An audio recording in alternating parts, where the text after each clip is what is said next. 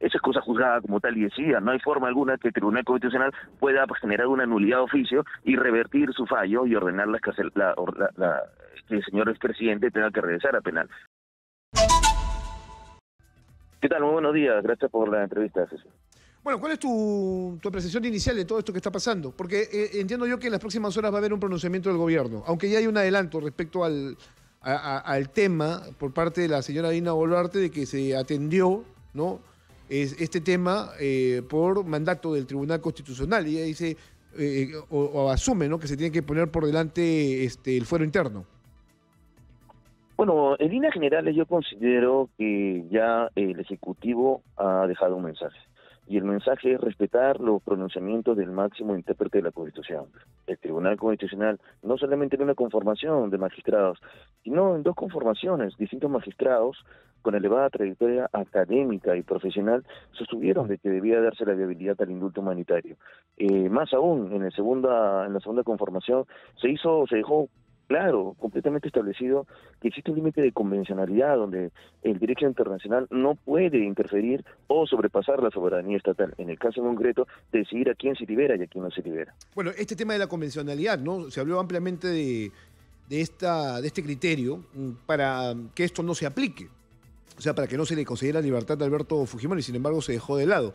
En todo momento el Tribunal Constitucional adujo de que se tenía que tomar una decisión y eso fue finalmente lo que hicieron. Ahora, ¿tú crees que no se cometió un error de primera cuando ellos dejan esto en manos de un juez de ICA y no lo definen? O sea, que no se ponen como el órgano ejecutor de su propia sentencia. Bueno, en líneas generales la norma permitía ello, ¿no? Devolver al juzgado de origen o en su defecto al órgano de ejecutor, que en este caso es la sala o propiamente el Tribunal Constitucional. Por un tema de inmediatez tal vez hubiera sido ideal que lo vea el propio Tribunal Constitucional, pero eso se subsanó con el recurso de reposición que interpusimos oportunamente al TC, poniendo de conocimiento la demora o la dilación o la posibilidad que puedan ejecutar ellos, motivo por el cual en la última resolución se declaró fundado el recurso de reposición que interpusimos y con ello se dio la ejecución inmediata del fallo que había ordenado la excarcelación del señor presidente. Carlos Rivera hace unos instantes decía de que esto no es cosa juzgada como tú lo has venido sosteniendo, que esto todavía genera, ¿no es cierto?, ya un nuevo nivel de confrontación entre la justicia nacional y la justicia internacional. Bueno, yo respeto mucho los comentarios del doctor Carlos Rivera, pero también decía en su momento que la señora Marta Moyano había cometido un delito al mencionar o al catalogar de terrorismo a una persona, y luego de un debate jurídico, en este caso el juzgado no le dio la razón. Tuve la oportunidad de debatir con él, entonces tiene una opinión, la respeto, pero me tengo que apartar rotundamente porque hacer lo contrario sería discutir o considerar como un acto arbitrario lo analizado y resuelto por el Tribunal Constitucional. Esa es cosa juzgada como tal y decida. No hay forma alguna que el Tribunal Constitucional pueda generar una nulidad de oficio y revertir su fallo y ordenar que el señor expresidente tenga que regresar a penal. Es un imposible jurídico. Sí, bueno, ahí estamos claros. Yo se lo comentaba también a Carlos Rivera, el hecho de que esto en realidad tendría que ser calificado como un llamado de atención. No sé si sea el vinculante del todo, en el sentido de que se revierta y Alberto Fujimori regrese a prisión. Claro, completamente un imposible jurídico, esa llamada de atención de la Corte. Es una llamada de atención como tal al Estado peruano, pero bueno, tendrá que ser analizado lo EA y el Estado peruano tendrá que hacer valer el principio de soberanía nacional, informar que existe un límite de convencionalidad, presentar casos en los cuales, como en Argentina, se apartaron finalmente de criterios que querían establecer al mandato de la Corte como una cuarta instancia y oportunamente se resolverá. La contingencia, porque eso me han preguntado a mí, miren las contingencias del Estado peruano será apartado, el Estado peruano no será apartado de nada. ¿No? Finalmente el tipo de... Claro, pero a ver, el hecho de ser un país que desacata las decisiones de un tribunal internacional sí genera ruido como país. O sea, eso no es tan sencillo como decir no genera nada. O sea, sí nos genera un problema. Porque nosotros tendremos que ser respetuosos de las decisiones que se toman a nivel internacional porque estamos adheridos justamente a pactos internacionales, ¿no? Y cuando una persona común y corriente quiere ir más allá de su propia justicia porque no alcanza justicia, justamente va a estas instancias hasta lograr algún tipo de determinación. O sea, Yo no veo que el día de hoy estemos aislados económicamente, no veo que el tipo de cambio haya sido modificado, no veo de que se haya generado un perjuicio económico, y eso que esta sentencia de TC data del año 2022, o sea, este efecto alarmista que pretenden generar determinados colegas, porque esto se da del año 2022, ojo, 2022, no 2023, no se ha dado, y considero que tampoco se va a dar. Entonces, bueno, finalmente es una posición válida, entendible, pero cuestionable. a ver, ustedes ya no tienen ningún tipo de participación en esto, ¿no? Como defensa, o sea, no van a ser requeridos para formar parte de algún tipo de respuesta por parte del gobierno peruano o informe que se tiene que evaluar de aquí en los próximos días y ser emitido el próximo mes de marzo. Como usted bien dice, ¿no? El señor presidente no es parte en este tema, ya directamente con el Estado peruano, quienes tendrán que hacer valer su posición como Estado y respaldar finalmente el mandato del Tribunal Constitucional en función al principio de soberanía estatal. Ujú. Bien, y a todo esto, ¿cómo ha reaccionado Alberto Fujimori? El señor presidente se encuentra clínicamente estable, en realidad poco a poco ha recuperado la mejoría de su salud, se encuentra por el momento batallando junto a mi persona por el caso Pativilca, concentrados en dicho proceso, con la intención de poder ganarlo, ¿no? Y demostrar su inocencia en todo sentido. Bueno, ¿no? ese es un tema latente todavía, ¿no es cierto? Porque el indulto no ha extinguido una posible sanción que se vaya a dar dentro de ese caso. En efecto, un cuestionamiento que oportunamente se va a tener que dar en la sala con respecto al derecho de gracia, y estoy convencido de que en fecha próxima se tendrá que debatir si la restitución de la resolución suprema como tal alcanza nuevamente el proceso de Petivilca. Tenemos la oportunidad de debatirlo oportunamente con Fiscalía. ¿Cómo toma serio el argumento de la Corte Interamericana de Derechos Humanos cuando dice que el Tribunal Constitucional no es competente para interpretar sus fallos? Te lo voy a poner de manera textual porque eso es un argumento recurrente en todo el documento que se ha conocido el día de ayer. Yo lo he leído particularmente y eso es lo que les deja claro. O sea, ustedes, Tribunal Constitucional, no tienen nada que hacer respecto a lo que nosotros decidamos. Y no sé si la Corte Interamericana de Derechos Humanos se puede poner como una cuarta instancia en todo esto. Dice, a ver, el Tribunal Constitucional del Perú no tiene jurisdicción para integrar, ¿no?, o interpretar las competencias de la Corte, pues bajo cualquier circunstancia es el propio o la propia Corte, como todo órgano internacional con funciones y jurisdicciones, la que tiene el poder inherente de determinar el alcance de sus propias competencias por ser maestra de la jurisdicción. Bueno, me tengo que apartar rotundamente. No puede transgredir el principio de soberanía estatal. Para eso tenemos finalmente un órgano colegiado como máximo intérprete de la Constitución, y en el caso en concreto, este principio estatal rige. Ahora bien, si el mandato de la Corte era que el señor presidente vuelva a la cárcel, pues que lo coloque, que lo coloque. ¿Por qué no colocan en sus comunicados, consideramos que el señor tiene que estar preso y tiene que morir en la cárcel? Porque es un mensaje ambiguo, subjetivo, genérico. No, el Estado peruano desacata. ¿Por qué no lo colocan? ¿Por qué la Corte no dice nada con respecto a los pronunciamientos que han hecho a favor de terroristas o su forma de financiamiento? ¿Por qué siempre, cuando sale el caso Fujimori, la Corte emite un comunicado o este tipo de opiniones? Bueno, ¿por qué no va más allá? ¿No? Yo no defiendo a Alberto Fujimori, considero que ha cometido delitos y por eso también ha sido condenado. Pero también habría que ser sincero en el sentido de que la Corte sí se muestra bastante ávida, ¿no es cierto?, cuando el caso salta de alguna u otra manera. Y habría que decirle al público también que no es la primera vez que les incumplen algunas medidas dadas por la Corte. Lo decía Delia Muñoz en una entrevista, ¿no?, de que hay, por ejemplo, más de 280 incumplimientos a las peticiones, decisiones de la Corte en sí misma. Dice, sí, definitivamente no es una novedad, en realidad, lo que está pasando. Entonces, es un efecto alarmista que proponen también colegas. Yo respeto mucho las opiniones del doctor Carlos Rivera, pero no te apartás. Al Estado peruano no le va a pasar nada. La economía se mantiene, no estamos aislados económicamente. Esto ha sido requerido del Estado y tendrá que informar oportunamente de la OEA y evidentemente continuar como tiene que establecer el principio de soberanía nacional y establecer claramente el límite de convencionalidad.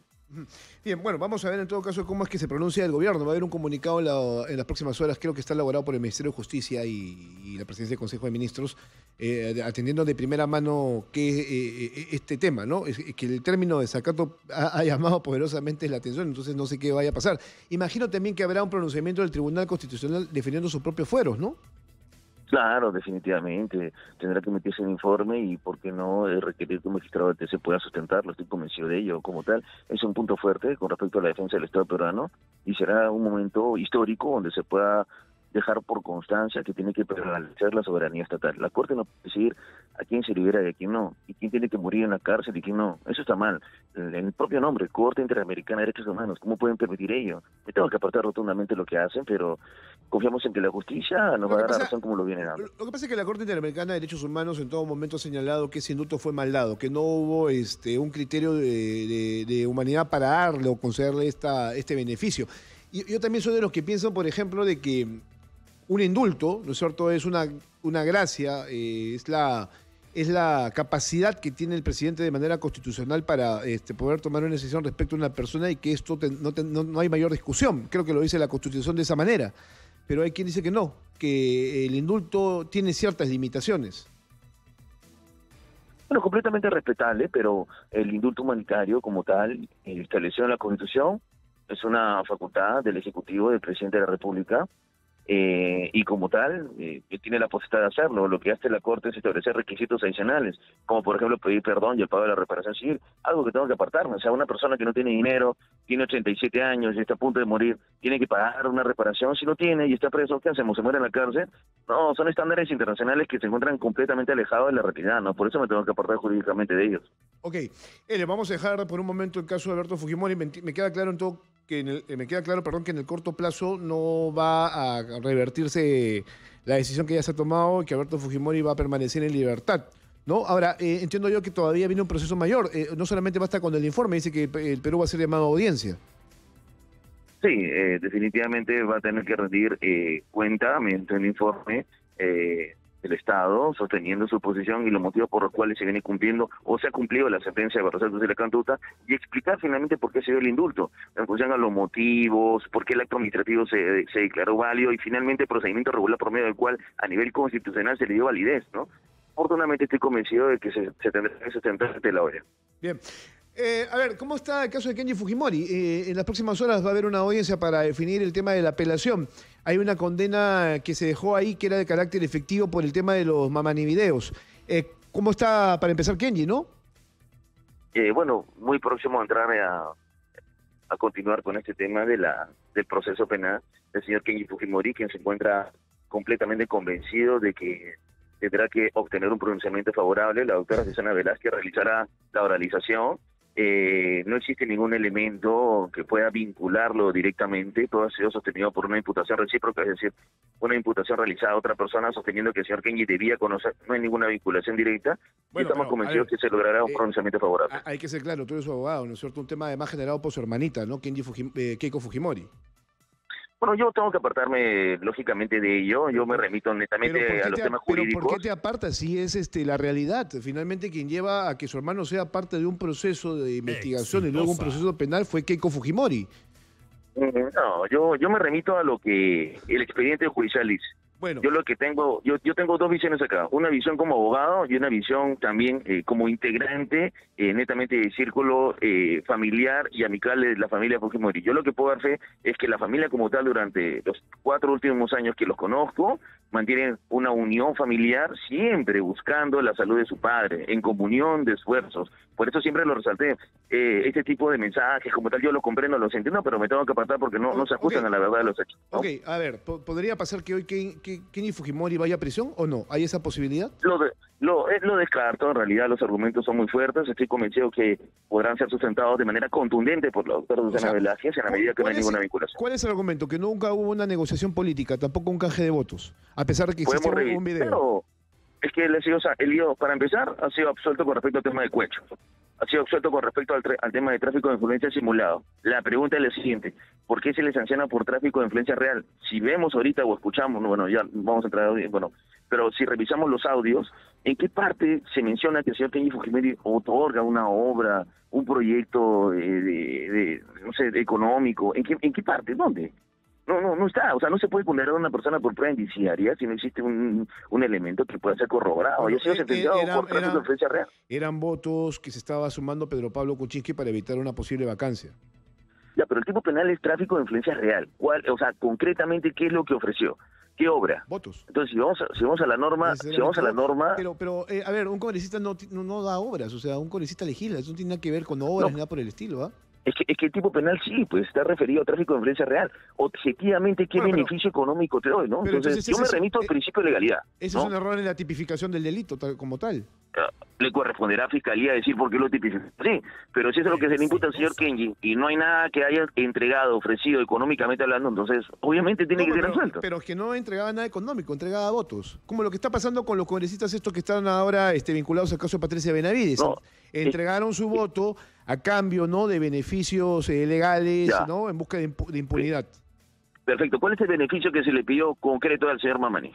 ¿Cuál es el beneficio que se le ofrecía? Bueno, se pedía Concreto. ¿Qué obra? su voto, ¿no? No, el señor Mamani daba su voto, ya. Pongamos que daba su voto. ¿A cambio de qué? Bueno, ¿Cuál es a cambio de qué? eso sí no quedó de nada, nada establecido. Ahí deberíamos estar claros en ese aspecto. Bueno, ahí está la respuesta. Yo espero que Kenny le vaya bien, ¿no? Hoy, ante la justicia, porque sería contraproducente que tú saques a uno y se quede otro. Bueno, todos se realizan en comunión de fuerzas, contraproducente ¿no? para la familia Fujimori, no para mí, ¿eh?